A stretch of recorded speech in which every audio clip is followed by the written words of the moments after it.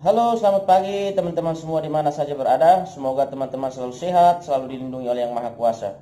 Pada kesempatan kali ini saya ingin sharing terkait dengan pemecatan aparatur desa oleh kepala desa. Ini ada beberapa teman-teman aparatur desa, khususnya dari Kabupaten Melaka, yang menanyakan kepada saya karena mereka itu dipecat sepihak, dipecat sewenang-wenang oleh kepala desanya mereka. Nah, saya tidak perlu sebut kepala desa mana, kepala desa mana.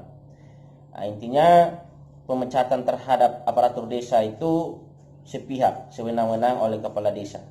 Nah, di sini saya akan memberikan pemahaman terkait dengan pemecatan terhadap aparatur desa sesuai prosedur. Nah, karena teman-teman tanya terkait dengan bagaimana sih seorang aparatur desa dipecat tidak sesuai dengan prosedur. Kira-kira langkah mana yang perlu ditempuh? Nanti saya akan memberikan pemahaman terkait dengan pemecatan sesuai prosedur dan langkah-langkah yang teman-teman mau tempuh setelah teman-teman itu dipecat tanpa sesuai dengan prosedur.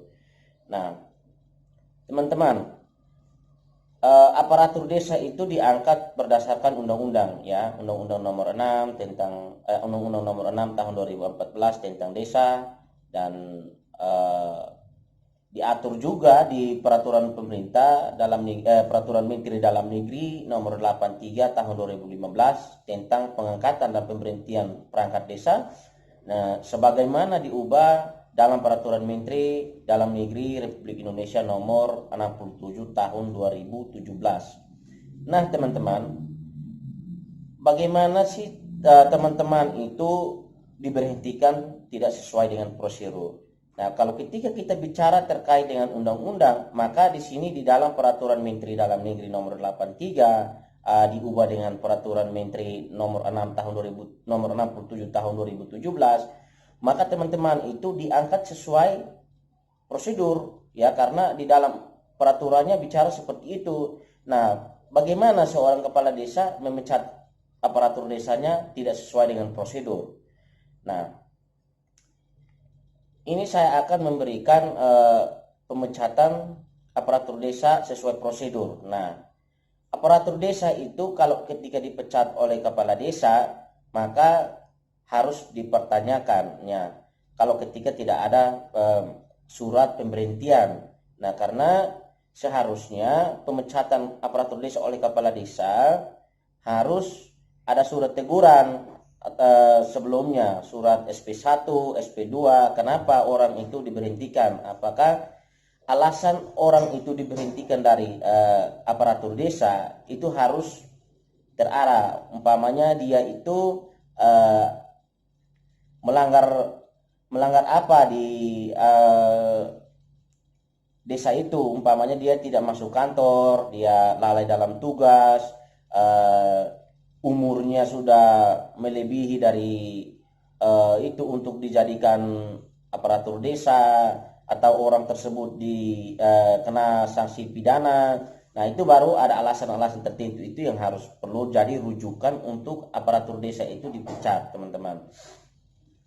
Nah, kalau itu tidak ada, maka sebelum pemberhentian terhadap aparatur desa itu, sebelumnya kepala desa sudah harus mengkonfirmasi terlebih dahulu kepada camat setempat untuk memberikan surat rekomendasi kepada kepala desa untuk melakukan pemberhentian terhadap aparatur desa yang dimaksud.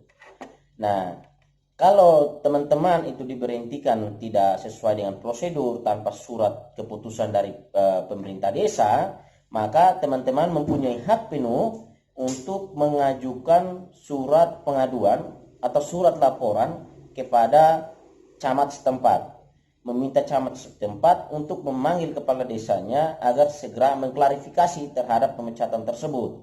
Nah, lalu di situ nanti ada tahap-tahap semacam mediasi bersama antara kepala desa dengan aparatur desa.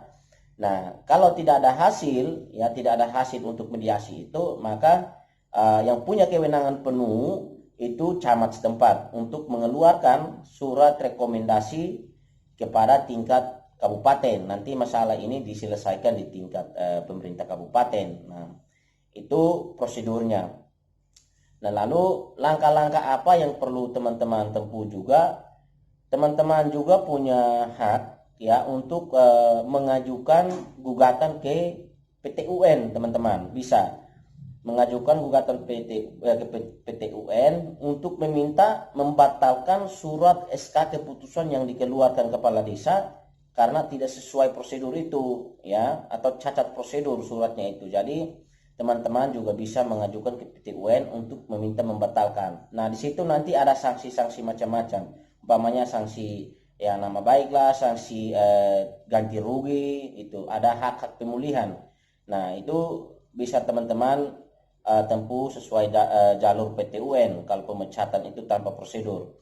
Nah, lalu kepala desa juga harus hati-hati untuk melakukan pemecatan terhadap aparatur desanya karena sesuai dengan pemahaman-pemahaman hukum yang selama ini kita pelajari, kalau pemecatan terhadap aparatur desa itu tanpa prosedur, maka di sini melanggar asas-asas hukum pemerintahan yang baik. Yang pertama ada asas kepastian hukum, yang kedua ada asas tertib, dan yang ketiga ada asas akuntabilitas. Nah, sehingga di sini kalau kepala desa memecat orang tanpa prosedur juga melanggar asas-asas yang saya sebutkan itu, teman-teman. Jadi itu yang saya sampaikan, teman-teman. Apabila ada pemecatan terhadap aparatur desa tidak sesuai prosedur, teman-teman bisa mengadukan kepada camat setempat. Nah, lalu teman-teman juga bisa mengajukan gugatan ke Pengadilan Tata Usaha Negara. Ya, teman-teman, itu yang saya sampaikan kepada teman-teman. Semoga ini bermanfaat bagi teman-teman yang menjadi aparatur desa di tempat atau wilayah teman-teman masing-masing. Ya, itu yang saya sampaikan. Selamat pagi, salam sejahtera, Tuhan memberkati. Salam semangat.